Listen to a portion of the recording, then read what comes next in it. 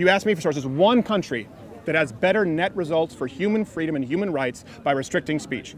What's your source? One.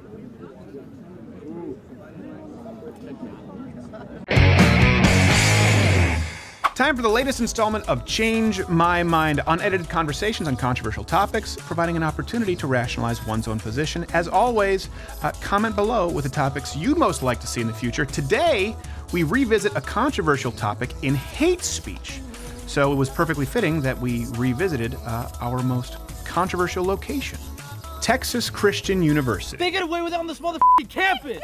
Really? Yes, they fucking do! If nobody invited him here, can we ask him to leave this campus? Is this being handled? Shut the fuck up! It may seem odd given the largely productive and mostly civil nature of the last installment of Change My Mind at TCU, that the school not only condemned our setup on public property, claiming it to have literally adversely affected the health of the student body, but the school even went as far as to offer counseling to students who might have been faced with the trauma of someone politely expressing a difference of opinion. So to prove that the students are more robust than the administrators and their tweeters give them credit for, we had to go back. Only this time we were asked to apply for a permit for the safety of the students, which never transpired. Then we were asked to change locations. Then we were told that our table and chairs would now be considered a public obstruction. Keep in mind, this is the same school which, a year ago, approved a student permit before kicking us out anyway. So we decided that we'd roll the dice. Hate speech isn't real. Change my mind.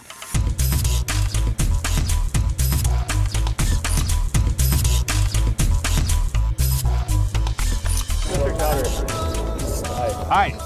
Are you up for having your mind changed? Sure, yeah. Do you disagree with me? Go ahead. So I'll grab it, because we don't have a table or chair. It was taken away from us. Oh, really? Well, yeah. So, could you mind scooching in? Where's the best Don't make me place to remind you about the scooch. Yeah, these are the cameras here. So, these cameras are on you and myself. All right, great. I'm not going to bite you. You can come on in. Don't worry. No, I'm saying you don't worry. We won't be able to see you. I'm a little nervous. All Okay, right. that's fine. So, come in a couple steps here. Right, There we right go. We'll here? meet in the middle. There we go. Is this good? Yeah. We're gonna like hug it out. We will afterward. Maybe. All right. Depends. My name's Eric. Okay. I'm originally from Portland, Oregon. Oh, okay. So I'm experienced with a lot of like protest and things like that. People being dragged out of cars and punched in the face. That kind Something of like that. So one time I was in, did you hear about the May Day protest that happened about 3 years ago? No, well, first, I guess before we did, you said are you interested in having your mind changed? I'm interested in changing your mind. Changing my mind on hate speech. Yes, sir. Okay, so let me kind of establish the definition of hate speech, I guess, so that we both kind of agree on terminologies here, because word matter. Gotcha. What I'm talking about is not that people can't speak hatefully. People can, and I would discourage that. Yes, what I'm sir. talking about is any kind of speech that should be differentiated legally, as you see in the UK or in my home country of Canada, Okay. based on its level of offense or a quote-unquote level of oppression. Not a Gotcha. real thing. Don't agree with it. If you disagree, you can change my mind. Okay, so I think that there should be, one problem I see in schools is the issue of having like racist thought, and that sort of thing isn't like, I feel there should be limits on what should be said in campuses, just as in the senses of like, if there's someone saying like blatantly racist things, I think it'd be better just for all involved so there isn't that sort of hateful attitude, just because it could lead to conflict that isn't necessary. So you're just talking about like on a private campus? I'm talking in general, like if someone, let's say there's a member of the KKK that starts walking around campus and starts saying like, this is not my personal belief, but says like white people are the superior race. I don't think that person should be allowed to speak, just simply because it would cause violence, and I think... Only on campus? I'd say on campuses, probably not. Obviously, I know there's a Supreme Court case that allows that speech to happen. They can regulate time and manner. Are you talking about, in general, are you talking about the government shouldn't allow that person to speak that way? There should be legal consequences? Or are you just talking about a student on campus shouldn't be able to say that? I'm talking on a student on campus, because Okay. I know there is a Supreme Court case that says government can regulate time and manner, I believe, but on a college campus, I just don't think it's necessary for this kind of speech to happen, because again, there's not going to be a dialogue change if someone's obviously saying white people are the superior race. I think there does need to be some kind of limit, but obviously people do need to have their voice heard. So what I disagree with you is... Are you sure that minds won't be changed or dialogue might not be raised by a racist spewing racist speech? I just don't think there's any benefit to having someone say white people are the superior race when there's obviously people of color that have gone through strifes. Obviously, I don't believe that I've been oppressed before, but I think that if someone's saying blatantly racist things, there should be limits, and I don't think there's any dialogue that on can campus. Yes, sir. What about in the country at large? I don't want to sound like a racist if I say that, but I just don't think it's. I'm trying to formulate a good argument here. Sure. Do you mind stepping back a little bit? Yes, just sir. because just come close to me here, if Okay. you don't mind. Yeah, just because we're very limited in where we can be as far as not being obstruction to the sidewalk. Of course. So again, we've talked about on campus. On a public campus, publicly funded campus, you need to provide an equal platform to both political points of view. Right. But I asked you about the country at large. The country out. So again, that's what I'm talking about here, hate speech. We're talking about legislatively. Sounds to me like you think there should be limitations on speech. Not obviously, colleges are going to have their own rules. We've covered that. For the country at large, I think that it should be more of a taboo. Obviously, if you're a group that has racism, It already is a taboo, though. So how are you changing my mind? It's already a taboo to say white people are better than black people. Yes, sir. Yeah. That's I think everyone here racist. agrees with. Yeah. Okay. It's I'm already a just trying taboo. to- So what would you change? What's the issue? That's just offensive speech, but it's protected under the First Amendment, right? That's true. Okay. I'm just a little nervous. No, that's fine. That's fine. I'm trying So to you think. said, you already have your mind changed. So I assume that meant that you disagreed with something that I'm saying. So It just sounds like you agree. Yeah, just to clarify, so like you agree that racism is bad and no one should say that. What's your thoughts on that? No, Do you I think agree that people should be racism is allowed to bad. be racist? Do I think people should be allowed to be racist? Sure. Why is that? But do you see you just coupled two very different questions? Can you review that? Sorry. Yeah. You said, do we both agree racism is bad? Yes. But then you, in that same sentence, asked me if I thought it was should be allowed, for someone to be racist. Gotcha. Yes. Yes to both questions. I think it's bad, and I think someone should be allowed to be racist. So do you think there should be any, what is the benefit to allowing people to be racist is my thing. Why should the government protect that right is my question. What is the benefit to allowing you to say that it's bad to be racist? Well, I guess my viewpoint wouldn't have, just to play devil's advocate, my viewpoint I don't think would cause harm. The problem I see with racism that it can cause harm to people, but when I'm saying I don't think you should be allowed to make bad comments on people's race, I feel like just from a utilitarian But standpoint, the point is, right, the racist thinks that you're causing them harm. So my point is the benefit is allowing freedom of speech for all, even speech with which we disagree. Otherwise, it's not freedom of speech. okay, I understand. Otherwise, how do you decide? Who decides what speech is permissible and what speech isn't? I suppose there's two ways to do that. One, you have mob rule, which kind of just decides and it makes taboos, like you were saying. Or you could also have the government, but the problem with there is obviously, from your viewpoint, the government would therefore be the deciding platform. Well, from your everything. viewpoint, is there a problem with that? It depends. Obviously, if there's obscene speech, if something's going to cause harm, like if you yell fire in a movie theater, you shouldn't be allowed to say that. Well, that's not free speech, though. That's a call to action. That's true, 'cause that's that's- actually because people can be physically harmed because you're lying about their. You can actually yell fire in a crowded theater, You can, but you'll If suffer there's a the fire. you'll suffer. But, or if there's a yeah, fire, you're helping people. Right. But if you lie and cause a stampede, that's your problem. that's the issue. It's not the speech; it's the call to action. Gotcha. So you said you presumed that I would have a problem with the government being in charge of permissible speech. I'm asking you, since you're the one suggesting that some speech should be allowed and some speech shouldn't, do you think there's a problem with the government being in charge of determining permissible speech?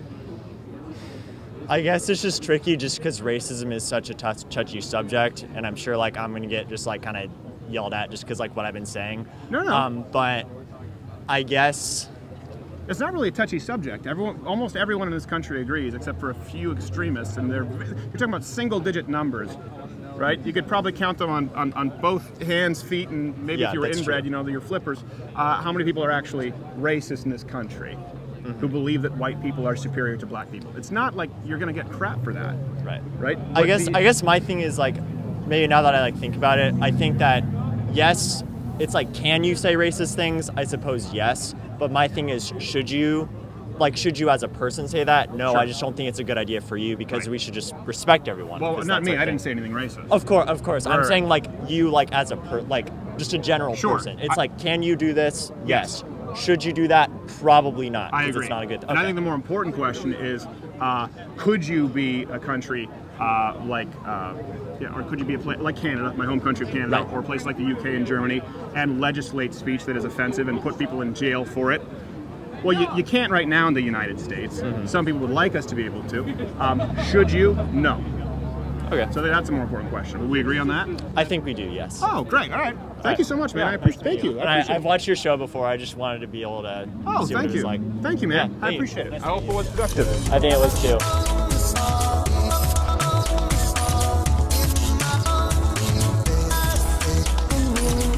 Hi, Steven. Nice to meet you. I can't really shake your hand because I No, got. you're good. Nice to I'm meet you. actually on the speech and debate team here, so like, Oh, cool. I do this for fun. Yeah. Very cool. Yeah. Awesome.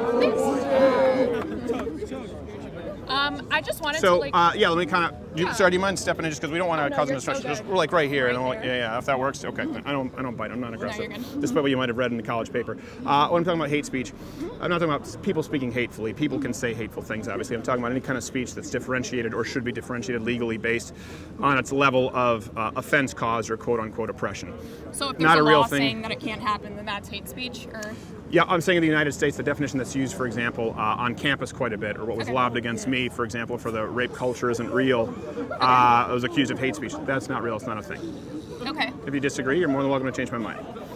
I'm just like concerned about your definition because like the Merriam-Webster definition of hate speech is like speech that is hateful based on someone's like race, gender, or sexuality. So you're saying it like differentiates from like the normative definition? I'm talking about a legal definition here in the United States. So okay, so just the legal definition. So what someone can go to jail or be fined for? Yes, I believe. Okay. I believe that any kind of speech that would be differentiated out from under the umbrella of freedom of speech Okay. doesn't exist. I don't think there's speech offensive enough Okay. or egregious enough to warrant any kind of legislation. So unequivocally, like all speech is protected. Yes, speech, freedom of speech. Freedom yeah. is okay. A few questions. Sure, go ahead. Let me let that loud truck pass. Oh, thank you. I appreciate you being so considerate. Oh, anytime. I 100% agree with you that free speech should be protected. I'm actually from Russia, so like this is like a very personalized issue for me. I can imagine. Yeah. Oh, yeah, it's terrible over there. I'm Few from questions. Canada. It's terrible over there too. Well, that's. I think I disagree with you there. Oh.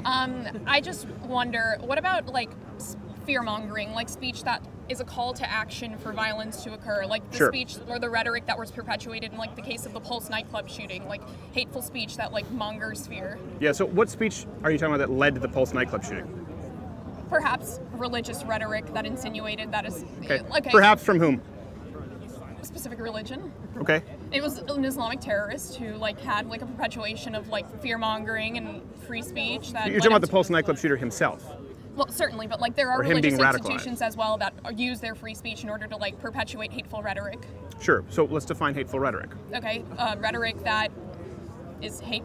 That like it's difficult to define. Hateful rhetoric is something that incites like But just- anger within. I don't know. Okay. Like, So how would that be defined legally? I think that anything that discriminates against someone based on their sex, ability, or disability, sexual orientation, or gender can be considered hate speech. Okay. Yeah. And it's something that should be an actionable offense, should be limited or controlled or legislated by the government? You're a smart guy. You've heard of like Sapir-Whorf, right? Like language constructs reality.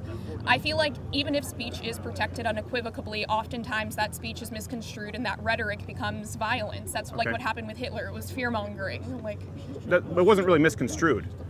I don't think that people perhaps knew that I think he was Hitler gonna was kill. pretty clear about what he wanted to do. I don't think he told the masses like I'm gonna go kill 6 million Jewish people. Like I don't think that was like his initial message. It wasn't his initial message, Yeah. you know. He eased into it. Certainly. But I think to compare Hitler's, for example, his rhetoric and being a part of, the National Socialist Party of Germany, comparing that to someone who might say something that someone could misconstrue as hateful and use as inspiration to commit an act of violence is not at all the same. So I guess, you said you had some questions for me. What would be an example of speech that you think should be controlled or legislated by the government? If someone tweets out you should go kill this person because they're gay, I certainly believe that they Oh, should of be course. held. Yeah. Isn't that free speech? No. Okay. No, we already have laws in the books for that. And that's because it's an active call to violence. It's the Okay. action. So, for example, you could say, I hate Steven Crowder. That's fine. Certainly. You could say, you could say, I hope Steven Crowder gets, gets stabbed with a pitchfork. Okay, that's probably fine. Or I hope he gets run over by a car.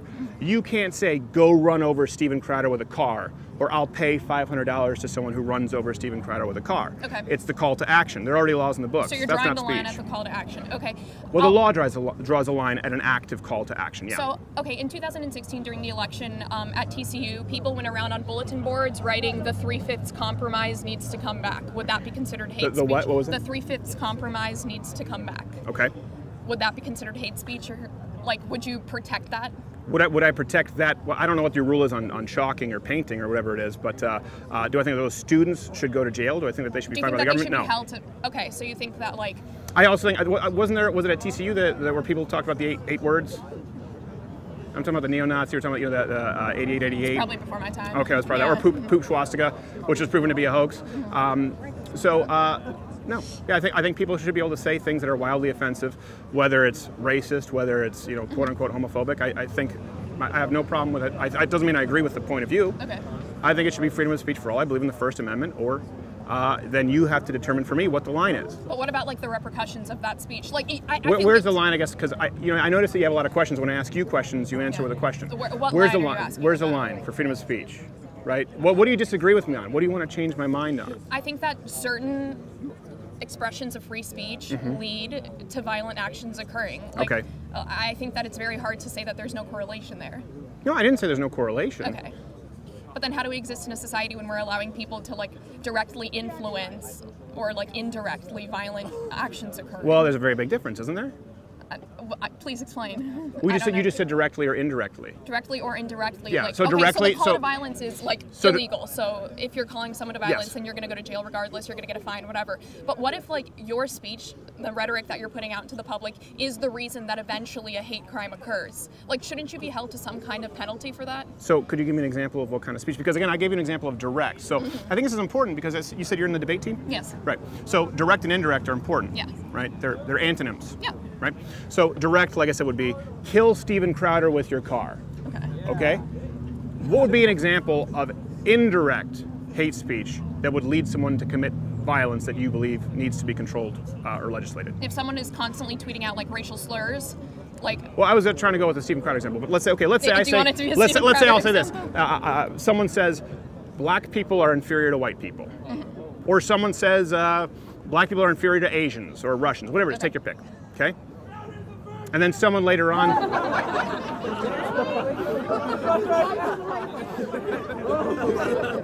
That's the sound of losing an argument. So someone says something racist. Okay. Down the line, someone says, I was inspired by this racist statement to commit an act of violence. Okay. Okay. What's your view on that?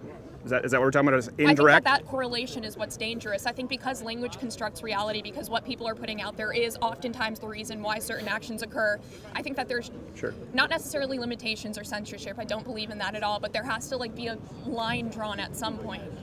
Well, if you're not, did you just say that you don't support any kind of legislation or censorship, but there does need to be a line drawn? I don't support censorship. I certainly don't think that like the government should be interfering in what's put out in the media, but I think that's different than what someone is like tweeting out. If someone's tweeting out this violent, like, I'm trying to like draw a distinction, but I don't think you're getting me. That's fine. No, I think I am getting you. Okay. You just said you don't support any kind of legislation or censorship, but there does need to be a line drawn. So what do you mean by line? Like decency, humanity. I think that. Oh, I agree. Yeah. I agree. So I don't understand what you're arguing then.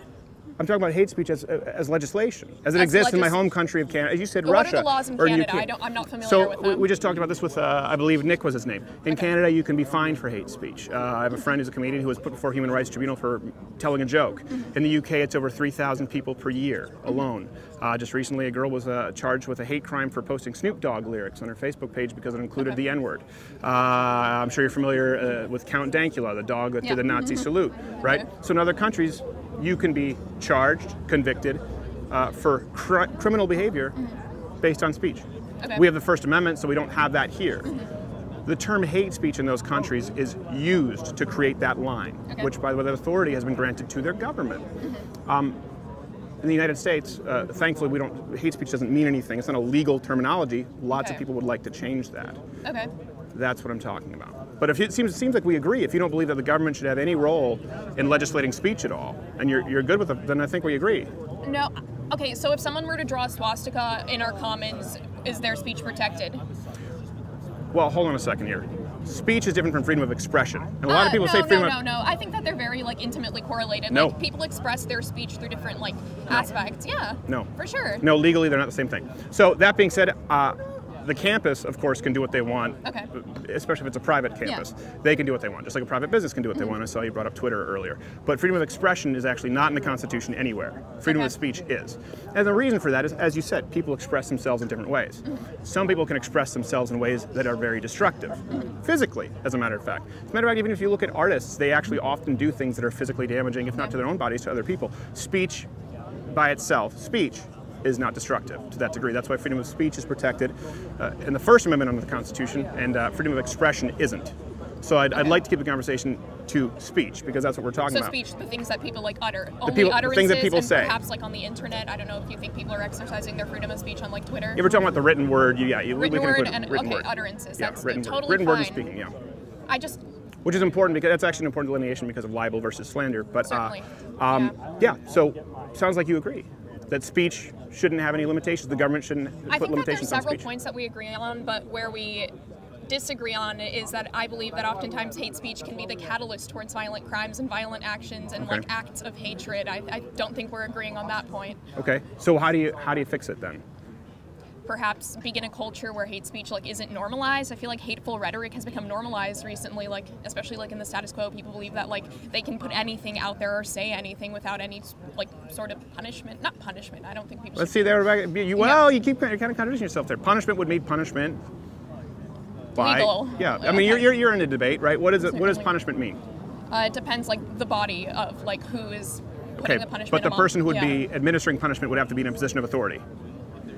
Perhaps it could be like Versus some- Twitter bots who are regulating Twitter. Or Well, that's more we're talking about colloquialism, Okay. but we're talking about actual punishment, right? You Okay. said without punishment. Punishment would have to come from some authority figure, Okay. right? Someone has the authority to punish somebody else. Okay. So that would be I think that you're Government? parametricizing hate speech to something that, like, I don't buy your definition that it's only, like, what can be legislated as it is in Canada. Like, hateful rhetoric exists. Like, yes, I said that right at the outset. People Yeah. say hateful things. But you said that hate But they speech should is be allowed only to. what should be, like, what in the status quo is, like, legislated or, like, laws are placed Yes. upon. As far as what we're talking about today, hate speech as it's Okay. allowed around this campus. For example, let me give you kind of a jumping off point. The reason we're back here, I was accused of hate speech Okay.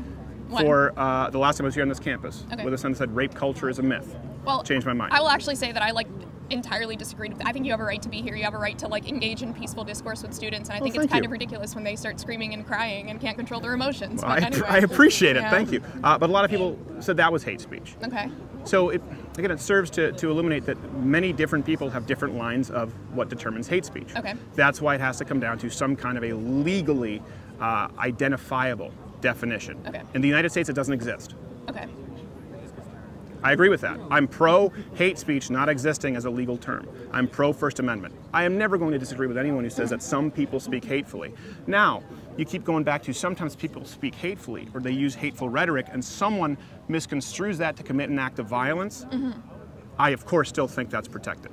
So you think that, like, religious leaders, like, let's say, like, Ayatollah Khomeini, who constantly goes, like, death to America and constantly perpetuates rhetoric that, like, Americans are, like, Western invaders who are horrible and deserve to die. Like, is his speech protected if Iran didn't Well, have such terrible laws? Well, Like- I think, I was going to say, I think it'd Yeah. be more fair to use an American example like Louis Farrakhan. Okay. Do you think that his speech is protected? His speech is protected. So when people, like, religious zealots go out and commit crimes, like, in the name of their religion, like, the Like rhetoric Islam? that incited that violence should continue to be protected? Yes. Now, unless it's a direct call to action. For example, Louis Farrakhan goes out and he's called Jews everything, I think, from the white devil to mongrels. He's been very anti-Semitic. He has the right to speak freely, absolutely. Now, if someone goes out and says, I killed somebody or I beat up a Jewish person at a pro-Palestinian protest because Farrakhan called them white devils, Farrakhan's speech is still protected.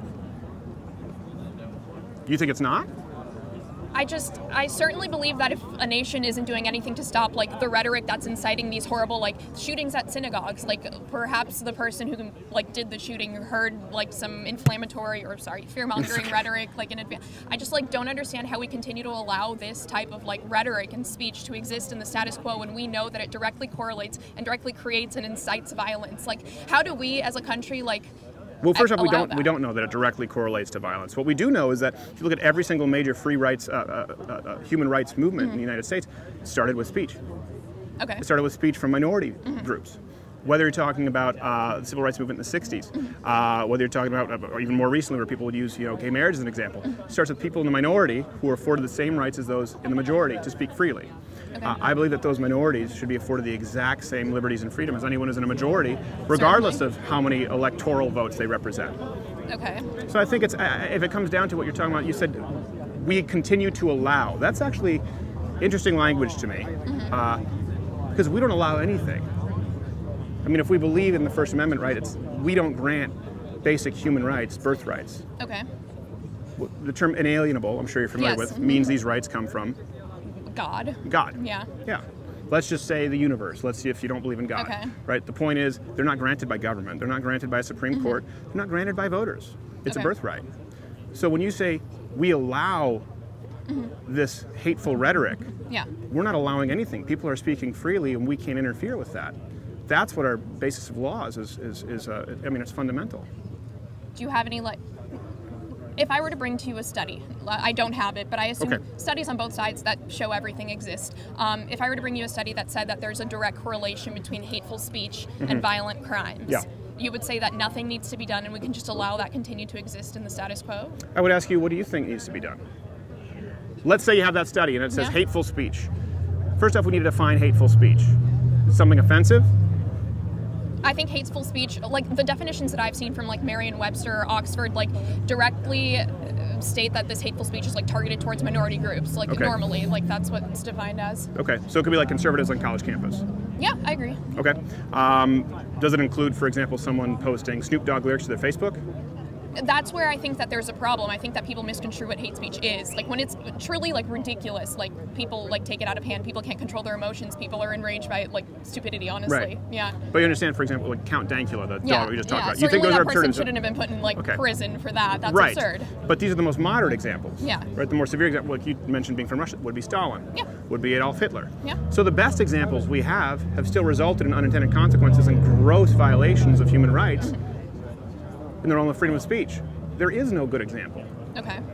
So do you think it would be a slippery slope if the United States implemented laws for hate speech? I think it's the only place left that actually, well, first off, it's a place that created freedom of speech as we know it, and it's the only place that exists. Okay. I think that's a good thing, and I don't think that should change. Okay. And I don't think that should change regardless of whether there's a study or not that would say someone says something hateful and there's an increase in violent crime. Let's go with you on that and say that that's true.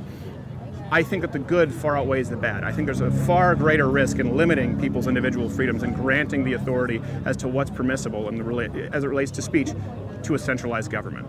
So do you think the good speech can outweigh that bad speech and like those violent crimes? Like I'm trying to like understand like. I think that's the best way to combat hateful speech. Yeah, is good speech. I just don't think it's the government's role to step in and say what kind of speech is permissible. And it sounds to me like you agree. I do think that, like, I'm drawing a distinction as to, like, I truly believe that there's a correlation between the two, and if we're not doing anything, even as a people or as a government, legislating, like, some Okay, so there we go. This is kind of the debating thing, right? We're going around. Now it comes down to the truth, right? You said, as a people, we need to be doing some kind of legislating. What legislating? And what speech is worthy of legislating? I don't think we have a good country to take an example off of. I don't think anyone's done it properly. I think that they've taken it either too far, like the Count Dankula example that you continue to bring up. Okay. I brought up several examples. Yeah, do you want me to cycle through them again? No, we're good. Okay, good. Because debate, you're misrepresenting me there, but go ahead, continue. My bad if I'm doing that. I don't believe that we can exist in a country that respects democracy and equality if we're allowing people to continue putting forth hateful rhetoric that incites violence. Okay, so again, I ask you, what legislation? You've already said you are okay with, you think it would be a superior choice to give the authority over to the government to legislate speech. How so? Well, certainly we don't have like a really great definition of hate speech thus far. Like any hateful rhetoric is totally biased. Okay, so you define it, because I'm not the one advocating legislation, right? You are. So you define it. We should legislate blank kind of speech that we're not right now. I think speech that has the ability to incite violence, but again, how do you weigh that? I think that it's a tricky balancing act that hasn't occurred yet. How do you weigh that? I am not a politician, nor am I part of the legislature in the United States, so I wouldn't be able to come up with like. But you're willing to give that power over to the legislature if they properly implement laws. Okay. You know what I mean? How would they properly implement? No one here. I certainly don't think this is North Korea. I don't think people should be imprisoned for like exercising their free speech. But I do think that we need to draw a line in order to stop these like incendiary forms of speech from perpetuating throughout the masses. I guess I'm still. What is that line? What is that line? Yeah. What is that line? That's very difficult to say, and now I understand why you say that hate speech isn't real. There's no real definition of hate speech that exists in the status quo that can be applicable to like legislate. Like, and as you acknowledged, everywhere else that it has been applicable has been terrible. From the extreme examples to the most moderate examples. You just said no country that has basically incorporated what you're proposing as sort of vague legislation right now. Yeah. No country has done it well. So you said the United Kingdom had 3,000 About 3,000 per year. Okay, do you have a statistic showing how many of those are like righteously like deserved, or is it? Well, I don't think that any of them are righteously deserved outside of that's actual fair. threats of physical violence. In Okay. other words, so again, that's what's most important. I don't think any example in Canada of a comedian being fined or put before a human rights tribunal is okay. But again, I'm not the one proposing legislation. I'm good with the First Amendment. You're the one who is proposing a change, but you can't draw the line as to what should be permissible and what isn't permissible. But you're willing to give that huge swath of control over to the government. And I'm sure that we can both agree that's a very dangerous idea. So what if we had a group of like, let's say we had an epistocracy like who was gonna take charge of hate speech, like the best of the best, the most intellectual people who were like define hate speech as something that's like parametricized to be accurate and like functional. Would you be okay with that? Who picks the group? I don't know. We take a test. Everyone takes a test, and the smartest 2% of the nation is like taken, and they get to decide what is hate speech and what laws should be put forth. So this is based on the premise that the smartest 2% of the population would be the most effective at preserving laws and the liberty of Perhaps individuals. not preserving laws, but like Or creating laws? Creating laws. I don't agree. Okay. I don't agree that only the top 2% of intellectuals should be in control of birthrights, of people's right to freedom of speech. Okay. So I want to make sure that I understand correctly. We disagree, and I appreciate being respectful. We disagree on the idea that there should be some legislation on speech. You're not exactly clear as to what that line is, Okay. but you're willing to give that role over to not necessarily the government, but an appointed board of the top 2% of That's certainly Americans. a hypothetical, but I do think Okay. that we should take people who are like highly intellectual and know on the subject, like communication scholars, sociologists, like people who directly study humanity and communication and the power that it has. Yeah. Well, we say the founding fathers were intelligent. I do think the founding fathers are intelligent. I moved to this country for a reason, but I do also think that they were part of the elite and perhaps didn't know what it's like to be part of a like minority group. But can you name me a tool, I guess, that has been used more by a minority group to improve their lives than the freedom of speech? Freedom of speech has certainly helped them, but it's also like harmed them when the majority uses it against them. Okay. Yeah. So, again, but you do understand if you're offering that power over to a government, right? And you mentioned democracy, we're a constitutional republic, but it would be even worse if we were a democracy, right? Yeah. Now you have mob rule. You have people who are in charge of determining speech laws. You see how that's even more difficult? Then you I can see have, where for yeah. example, Nazi Germany. You have, not necessarily, wouldn't say majority, I don't want to misuse the term, but a plurality, right, at that point. For example, in Canada, we don't have a two-party system, so you can have someone elected who's 38% of the vote. A plurality of the people who believe in one particular set of, they believe one worldview, Yeah. and they can implement that on minorities, right? As you saw in Russia, as you see in the Castro regime. That's dangerous. So allowing anyone to determine what basic fundamental human rights are permissible or allowed to use your language, it's antithetical to the founding fathers' view of government. It's the whole reason for freedom of speech is so that the majority, as mob rule, can't infringe on the rights of the minority. And I think the same freedom of speech should be afforded to everybody, whether they're majority or minority, because it's ever changing. And we both can agree on that. Yeah, absolutely. Yeah, that's my point of view, and it hasn't changed. I think I agree with you on most things except for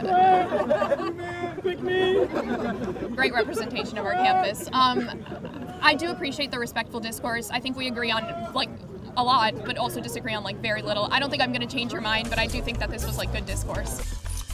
Before I move on, 2 seconds to plug Mug Club. What is Mug Club? Well, it's what allows us to continue producing these videos due to demonetization and shadow banning. Not only do you get this wonderful hand-painted, hand-etched mug and get to support the kind of content that you're watching right now, but you get to watch the 1-hour daily show as well as all of the content available at CRTV. louderwithcletter.com/mugclub. On with the show. Now, it's important to note that the point of Change My Mind is not to debate, rather to rationalize one's position. And sometimes common ground just is nowhere to be found. So you would be okay with restricting freedom of speech? You would be okay with restricting or creating actually speech laws if that were voted on by the masses? If the masses want it, absolutely. More on that in a second, but sometimes you find kinships in the most surprising of places. You worked on the Hillary Clinton campaign. Would you mind coming up and talking about this? I appreciate it. All right, my hands are icicles, so what was your name? My name is Felicia. Felicia. All right, so at the end of this interview, it's going to be an easy layup. Just bye, Felicia. Sorry, it was just my water. I did not spit. I swear to you, I moved it. That's what happened. No, you're just going to spill water. No. I just wanted to recreate. Spill. I wanted to recreate it so you didn't think it was spit. I'm just kidding. Oh no, this is going to end badly. We're going to get to that bye, Felicia, sooner than I thought. I'm joking. No, it doesn't even bother me anymore. I bet you people do that all the time. Because it's like, as soon as you show somebody that something bothers you, then they're just going to troll you. Bye, Felicia. Which is why you keep coming here, right? No, it's not to troll. We've had really productive conversations. It's okay. Trolling is cool. We're not here to troll. So you just mentioned that your boyfriend was a fan. Big fan. Biggest Trump, Cruz. He loves Steve King. He asked me to bring a Steve King sign. Really? You know, for y'all who don't know, he's the congressman in Iowa's 3rd or 4th. I can't remember. Oh, why would he ask you to bring that? Because he loves Steve King. All right. Anyways, okay. yes. But you said you worked on the Hillary Clinton's campaign as a field organizer in Des Moines, Iowa. And you said that you've never been more disappointed. I've never been more disappointed and embarrassed by the people who claim to share my same values. How so? At some point, when you disagree with somebody or you don't like what they're saying, that doesn't mean that you just have to start attacking them. You have to figure out a way to intellectually come up with your argument. Stop putting shame all over what people work tirelessly for to make life better. Yeah. And I mean, that's like from the left and the right, everyone. So and I guess that would relate kind of to today's topic, where you see a lot of people on the left, or did you see a lot of people at the campaign going, I can't believe what this person said, that should be hate speech? I can't remember what sort of non-disclosures I signed at the beginning of the campaign. All right, well, you were disappointed. But I was just, as far as the specifics, as far as our weekly communication calls, where all we were told to do was to attack Donald Trump weekly on communication calls, as to pivot away from whatever controversy Hillary found herself in. Yeah. So from there, you can just see it seeping down into teenagers alike. It's embarrassing. I'm ashamed. Well, don't be ashamed. You don't have anything to be ashamed of. I appreciate you being honest. Hate the fact that I want to be able to call myself a progressive or a liberal or a Democrat, but all that happens is people will just assume that I'm going to come over here and scream or spit or rip or cry because I don't like what somebody says. Right. Hate speech is just speech. It's mean, yes. Right. There are social norms that we should try to abide by. Yeah, decency. Just don't go around calling people bad words, right? Right. Doesn't mean that you should get thrown in jail for it. It doesn't mean the government should legislate it. There's assault, which is a whole nother, right, a call to action. Exactly. So it's interesting that you say that you're progressive, kind of more liberal. I don't want to. So you would like to be able to, but because you're so concerned with. I would love to be able to sit here and say, I'm a liberal, I'm a Democrat, I'm this, I'm that, but the fact that that label is now associated with something so radical, at some point you can try to be so inclusive, so this or so that, but you just exclude people. I was an active member and donor of our county Democratic Party, and at some point I didn't agree with Nancy Pelosi. Didn't want to go see her. I think she's a terrible choice for Speaker of the House. Yeah. And I was told just to go to a Republican meeting. Really? Yes. So at this point, that's crazy to me. I would have thought that most Democrats don't really like Nancy Pelosi. She's just a necessary evil, Well, but you're not supposed to go and acknowledge the fact that there's wrong, are you? You're talking about the woman who was denied communion. The previous pope. So even I think it was the previous pope was like, who wouldn't?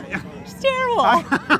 So you got flack for that, and they just said, well, you might as well be a Republican. Does that sort of tell you that maybe the current Democratic Party, like, they're more narrow-minded than, I would say, I don't want to say Republican, I just don't like but to the right generalize it that hard. I'm really against the generalizations. I really hate the concepts.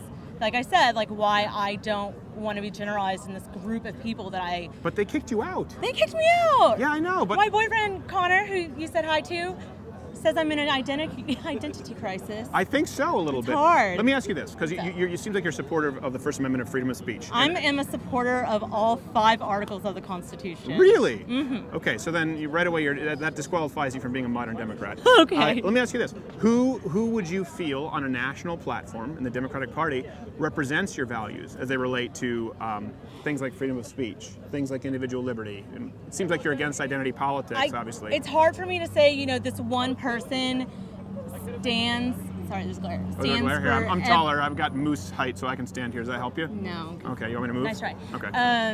I can't name one person on the Democratic Party that I would want to, stand there and lead us to victory in 2020. No. Name one person. I think that if Amy Klobuchar out of Minnesota, anybody, senator from Minnesota, would denounce Keith Ellison just as, everybody tries. That was an odd, kind of an odd spell with the Me Too and then Keith Ellison. Okay, it's hard to justify that in an argument, but I would say currently she's kind of my favorite centrist as you can get Democrat. Okay. I think that if she could just denounce Keith Ellison. I'm waiting, kind of worried maybe she didn't do it because she was worried about her reelection. Okay. So now that she's been reelected, hopefully she can come out and denounce Keith Ellison. All right. Well, thank you. Well, I appreciate you taking. What was your name again? Felicia. Oh, that's right. I forgot to do the. I'm not going to say the bye Felicia thing. I appreciate you standing here and discussing Felicia. Now, in contrast to that, some folks at these events just can't be reasoned with, want to take up all of the time at the podium, and just will not let you go, even after the conversation has ended multiple times. I appreciate that you go on for a while, but let me kind of laser in on this question. So you would be okay with restricting freedom of speech? You would be okay with restricting or creating actually speech laws if that were voted on by the masses? If the masses want it, absolutely. Really? If the masses, and again, I'm wanting legitimate masses, what the bulk of the people in the country want. Yes, I absolutely would. And I'm actually going to use conservative logic for a second. And conservatives frequently say, if you don't like it, leave.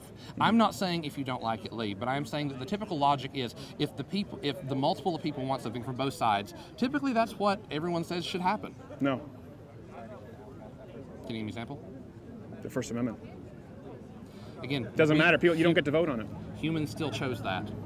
Humans still wrote the First Amendment and said, yeah, that's this the basis is a law of this that country. matters. Yeah, and it's the only country that has a First Amendment. And it's still a human that said that. Humans that said that, and humans were the ones who said this law is inalienable. As you said, this law is this right is given to us no matter what. Mm-hmm. Humans still said that, and humans still absolutely have the right to change it. I think if you're just saying that all laws should just be determined by mob rule, particularly freedom of speech, I think it's really a scary thought. And I disagree with you. I will qualify what I said.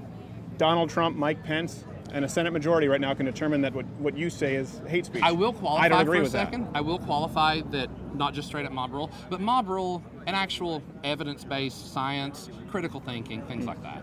Yeah, no, I disagree. I disagree. I don't think that people should be able to vote. And you're welcome to on disagree. The you have the First Amendment right to disagree at the moment. At the moment. Absolutely. But you'd be okay with someone taking it away?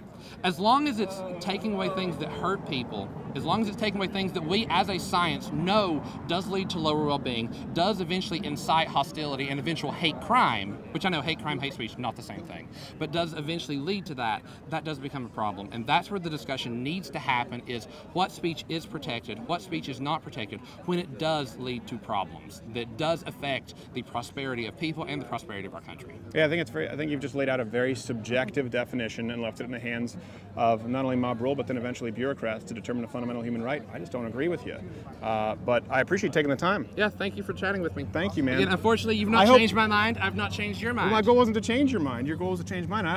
Mob rule, I say rule of the masses and critical thinking and scholarly pursuit. You don't get to vote on a fundamental human right. Yeah, we chose the rights. We can choose to get rid of them. There you go. Well, I guess that's a very different worldview.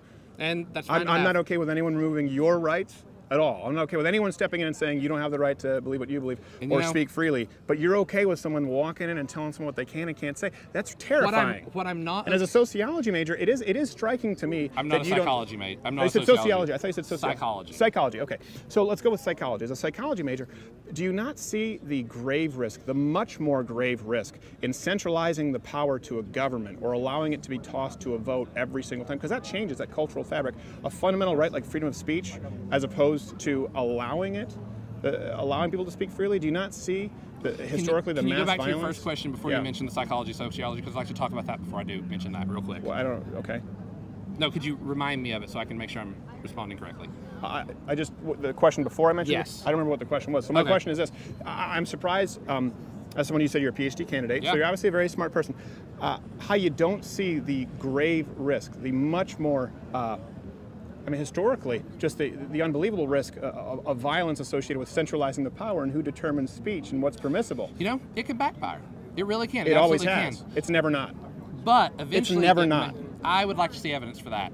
Can you point me to any single country that has restricted I'm freedom sorry, of speech but that has I done simply better? ask you for the source. Okay. Can you give me the source Nazi on that? Germany, Soviet Russia, Castro, Che Guevara regimes, current UK, Canada, Maoist China. Need I go on? Absolutely. You said every country. Can you provide me an said example of every Can you provide me an country. example with one country? I'm sorry, but you said every. That's just the Every onus of- single country that has limited freedom of speech has resulted in a net I'm loss sorry, for human but the freedoms. emphasis is on you for that. You were the one Okay, who I made just that provided. claim. Okay.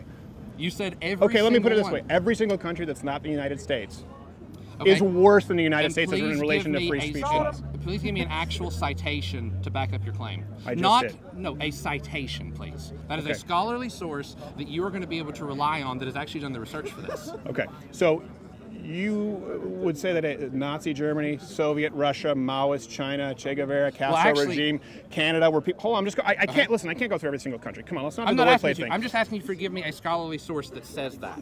Okay, I don't have a scholarly source with me right now saying that Nazi Germany is worse off with speech laws than the United And States. so what I said You're just going to was- have to take my word for And it. exactly what I said was there are plenty of examples where it doesn't work. You're absolutely right. I don't disagree Can with you that at all. point me to any example where it Eventually, has? we can possibly get to the point where it can work, and we need to keep trying. That doesn't mean One. because it hasn't worked, One. we don't give up. One. Well, You asked me for sources. One country that has better net results for human freedom and human rights by restricting speech. What's your source? One.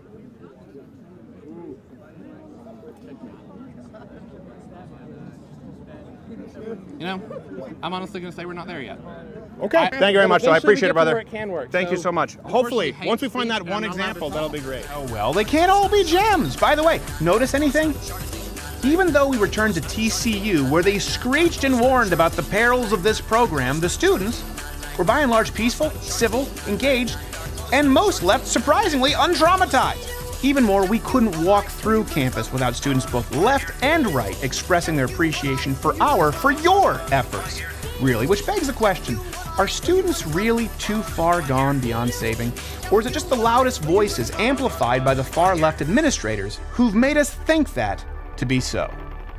Hey there, YouTube viewer. If you like this video, watch another one of our videos or subscribe, hit the notification bell. Those don't really mean anything anymore today in YouTube. I would say hit a like with a thumbs up, but that might be gone, or comment below, but that most likely will be censored. So bookmark the page. Of course, if you're using Google Chrome, they'll find a way to f with your bookmark. So just join up at loudearthcrider.com/mugclub. That's loudearthcrider.com/mugclub. You get a hand-etched mug, and you get access to the full daily 1-hour show, and you're not beholden to Susan Wojcicki /Clint Howard.